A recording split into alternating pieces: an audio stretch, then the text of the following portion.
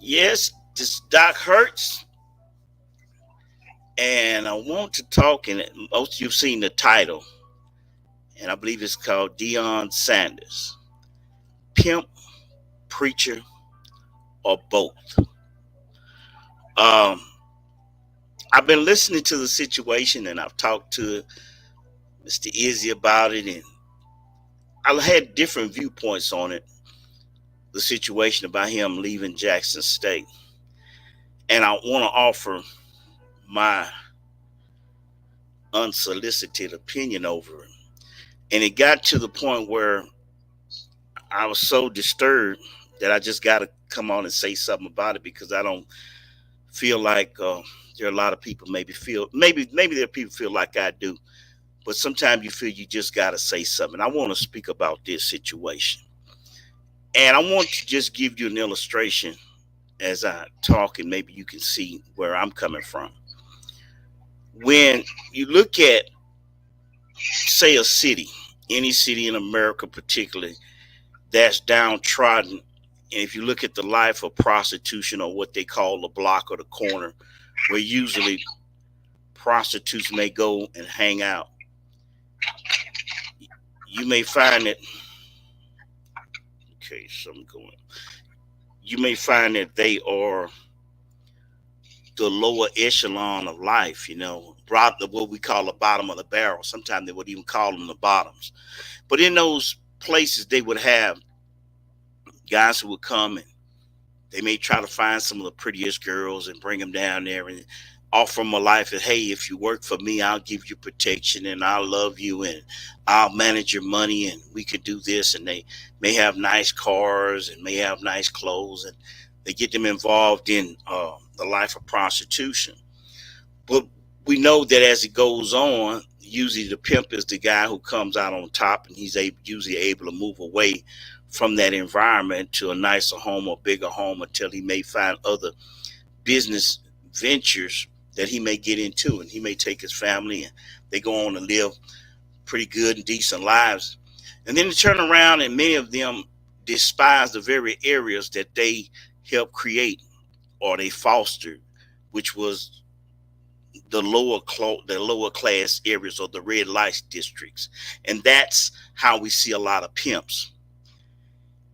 And then many of them will turn around and despise the very places that they help produce. Now I want to look at the preacher. From my experience, many times I see preachers and ministers that come to the lower echelon of life, people struggling and going through. And then they come and they tell them about getting saved and how they can go to another plane, and usually, yes, they become lifted up to a certain degree, but usually the preacher, if he's a good preacher, he begins to go build, and next thing you know, he's living in a mansion on maybe across town, and he got other business ventures going on. Well, the similarity between the pimp and the preacher is that they take the downtrodden, and then they themselves become lifted up to be prominent. But what I have a problem with is then when those people get to the pinnacle of their life to turn around and then to criticize the very areas that got you to be where you're at, that bridge that got you over. And I want to say this about, I listened to the people saying about Jackson State, how many people at the HBCU, they were struggling. Yes, they were struggling, but guess what? They were struggling. Just down in the lower quarters, they were struggling. They were already there. So don't, when you get your opportunity to go and to do better, then to turn around and say, well, they up there poor, they had this, they had that, and they got all these problems. They had all those problems when you dealt with them. But the Bible speaks about a preacher. It says that a hireling will not give his life for the sheep. It says, but the good shepherd loves the sheep and will lay down his life for the sheep. You see, what many people may not realize, even when you deal with pimps, there are pimps who come in for a season or area, but there are also pimps who are born into that life. Many of them, some of them, and some that I know personally, their parents were prostitutes. Some of them brothers and sisters worked the streets. Some of them are hooked on drugs. Many of them are. But they have a love for each other. Even though they may be a pimp and nobody may know them, nobody may see them with the biggest car, but they were born into that family. And what I'm saying about when I look at the thing with Deon Sanders, was he a hireling, or was he really sent from God?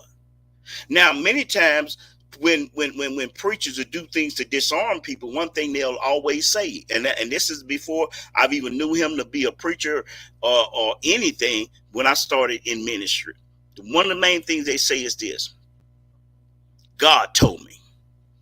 You see, once a person uses that "God told me," it disarms you, because there's nothing you can say. Because if a man says, well, God told me, who are you to fight with God?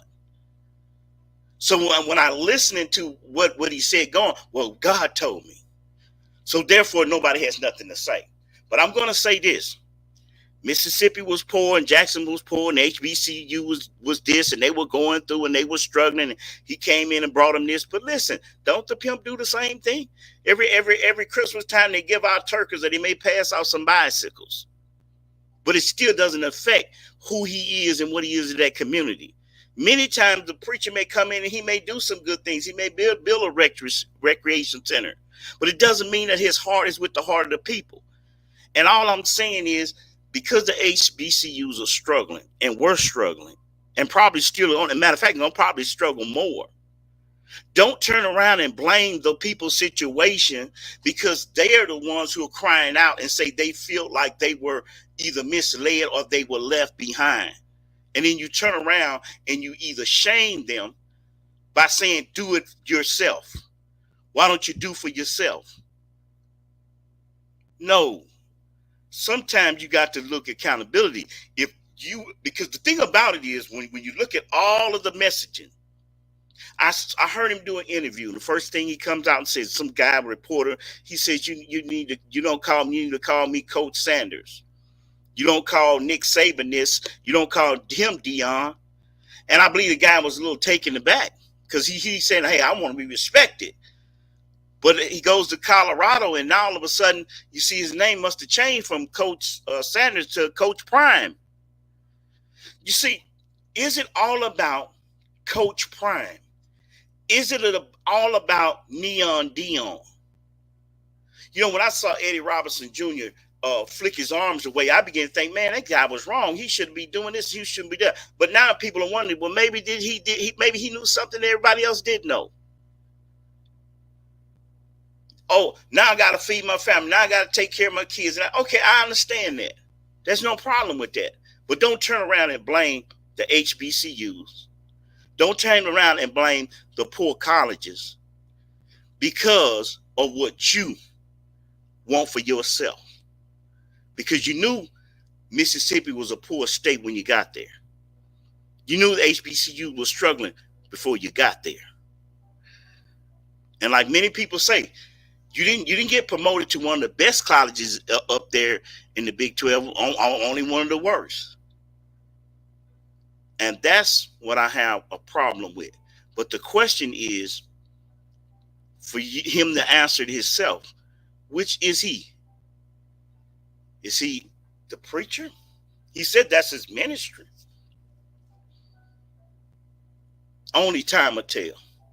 But I tell you what, I think we're going to have some different results. It's one thing to motivate people by their race, to let them, be motivated to get up and do better. See what you're going to do now. But I'm just not blaming the people or blaming the community by them feeling like they've been left behind. I don't think it's right. And I don't think nobody is looking on the side of the people who felt that they had a hope in him, and now he's gone, and it's going to dramatically affect those colleges and institutions. And that's my viewpoint. Mr. Izzy, I know you're on the line. Anything you want to say? Let me turn it on. See, can you hear me? Yeah, I can hear you well. Okay. Anything? Yeah, I'm finished for now. Anything you'd like to share? Well, hey, I totally agree. I call it the 3 P's then. He's a player, the pimp, and a preacher. Uh-huh. He's been a player. and he plays the game. You know, he's been a pimp, you know, and he's been a preacher. So it's all for some people, it's all the game, it's all the hustle. And I'm disappointed, my feelings hurt, but at the end of the day, of the person that they show you, believe him. And when he left, I was disappointed. I couldn't believe that he would leave, as no other major college would give him opportunity. Even though God did send him, the HBCU was the first one to welcome them in with open arms, and he's done a lot of help. He's also done a lot of harm. He's hurt a lot of people. He's gave a lot of broken and false promises to parents as we went into their house and you sent the guys in through college. You got one of the top cornerback recruits in a bidding war in NIL to come to State instead of Alabama. So you create a lot of harm, you know. A lot of African American people we had at your back. So everybody else that want to get involved, now that we feel he's wrong, you gotta stay out of it. We're telling you how we feel. It's the us issue at the HBCU. Now your opinion is good and fine, but it was an issue when he had to go to the HBCU when nobody wanted him. And so now that you're gone, the HBCU and the African American people are speaking, and here's what it is on my account. That's all I got to say about it. Okay, and like I said, I'm just upset about the point of you knew that they were struggling when you went there. In the same way, like I say, I look at the illustration of the pimp and the preacher. It was those downtrodden people that got you to be where you are. And now you're going to look back and say, look at how they were. You knew that when you got there. You know, so don't blame them. You know, it's like, and just say, I'm going to show you, for instance, you get an immigrant comes from overseas into the United States. He goes and he sets up a shop in a poor black community. He works that shop for 4 or 5 years, and he raises his kids up, and he takes them out, and they go to college, and they go buy other business, and they move on. Then you turn around and you denigrate that community that you were able to live off of and sustain yourself. And then you blame them for being poor. You blame them for not doing better. But you won't talk about the advantages that you were given so that you could go into business. And you blame the very people that it took you to live off of to get. And the reason I'll say that is because this, and let me be real. I thrive and do what I do because it was the people in the poor community where I'm from, where I live, that listened to me, that listened to the message and received and accepted the God that I speak to them about every Sunday. And for over 30 years going all around the country, teaching and preaching and talking and even getting education in college. But guess what? It's on their shoulders. It's people who taught me. But I love those people and I respect them. And I'm not going to sit up and act like, oh, now that I'm here and I'm there and I got doctor and I got this and I got that. No, I remember it was those people who I love, who loved me when I was unlovable. And that's what I take personal offense at. Is then you turn around just because you're making money or whatever. Now all of a sudden they're terrible. They're so wrong. Well, you know they had problems when you were there. But guess what, Deon? No matter what you had, they accepted you. They flocked behind you. And the truth be known, he's a wonderful player. Many accolades. But by no stretch of the imagination can you ever believe that in that term of the NFL or the Dallas Cowboys or the Atlanta Falcons or wherever he played, or even the basketball player, he's not the only two-sport player who played in the professional league. He's not considered the best athlete player that there ever was in football. So you're just one of many, just like me. I'm not the only preacher. I'm just one of many. But don't blame the people. And then when they cry out and say they feel like they were wrong, you want to silence them, act like as if they have no voice, and they should be just so thankful that he came their way. No, we need to just take a back seat of that. Because I'll say this much. Talking about the kids stealing his jewelry and taking his cell phones and all that. Do you think he's the only coach in high school and college, probably even in the professional leagues, that have never had stuff stolen from him? But he's probably one of the only ones who came on television talking about it.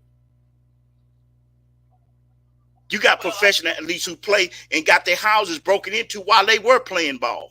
Some have even gotten killed in their homes for people breaking in their houses. I know preachers, amen, that got shot and paralyzed in Chicago for years, doing the right thing, helping people. And then they turn around and then they hurt, they harm them. So don't get it misunderstood by trying to help people, that there are people who will come and do you harm as if you're the only one. Know what you're saying, Mr. Izzy? Well, I think you're right. Kind of hit on all the topics of how others have endured even worse than your law. I have been a security person, and it didn't even get accounted for. I could say personally firsthand, I know a professional athlete that wore $1,000 of jewelry and bags and was stolen by members of his own team. So you can't get caught up in, I'm the only one that had this happen. That's all I was going to add to that. Right, and you talk, and even when we look at the ball, went all the way to China, and I think they stole a pair of eyeglasses, and even President Trump had to get him out of that trouble. So it's a lot of things nefarious that have went on, but they just weren't reported about. But when people have a small scope to look through, just like you say, you worked up there with professional athletes in the NFL, and you know personally of them being stuff stolen from their own teammates. But yet you didn't hear about it. Well, you come to Jackson State with thousands of dollars of jewelry, and they don't tell them who stole it. But and then all of a sudden you're reporting about it. Well, no, that's wrong. They shouldn't have done it. But come on, let's be mindful. It's one of the poorest cities in the poorest states in America. But you knew that before you went there. And if they were a conduit because they won so many games for you, and now you're moving on, well, let's see what it's going to be like at another level. Because I think there are going to be some things that's going to shock you. You're able to motivate people through that light that you brought there. Let's see what you do in Colorado. And let's see how that goes. And now, since you're no longer Coach Sanders, now you're Coach Prime. Well, Mr. Izzy, I said my part. It's on my heart. I want to get it out there. So those of you who feel like I feel like you got a bone to pick with it, share it, like, do whatever. You can share it and dislike. I just had to get it off my heart. It bothered my spirit. And if it only just gets to one person, and maybe that's the only person it's meant to be, I just think, don't blame the community for speaking out because they feel hurt. If you do that, I think you're wrong for doing it, because that was the same community that was with you when you came and decided you were going to be with them. And now that you've gone, it's like, do you blame the Cleveland Cavaliers when they were mad with LeBron James, when they were burning his jerseys, when the owner of the team writing disparaging things about LeBron James, and a few years later, 3 or 4 years later, LeBron James come back to play for that team and then go win them a championship? Did you blame Cleveland for being mad and upset with LeBron James? Even right now, they weren't happy when Jalen Hurts went to Philadelphia. The people was going crazy and angry. Now everybody loving him. So just because Jackson State gets upset and the HBCU's upset, they have a right to be like anybody else. And don't silence their voices just because you're a star. You're not the only star. And matter of fact, if you call yourself a preacher, there's one star greater than you. And don't use that little lily-livered thing about, my ministry is just, I'm a ministry as a coach. Really? If you're a preacher of God, your ministry is deeper than that. because God just don't have you being a minister in one area. You're a minister over all areas. You should give the gospel and the light of Christ in everything you do. So you're not going to limit it to that. And then when you go out there, oh, well, God told me this. Now it's the only time we hear about what God told you. God told you to come. He told you to leave. And you know, you better stop all of that fake love. Stop all of that fake love like you love those kids so much. Each day you send those kids out there, they put their life on the line. They could die playing football. And if they want to complain about it and figure you did them wrong, they got a right to say so. And that's my 2 cents. Anything else you want to say, Mr. Izzy-O? Said enough. You said it all, and I'm in agreement. So, all right, we got it out there. My conscience is good, and I feel good. See you later. Shalom.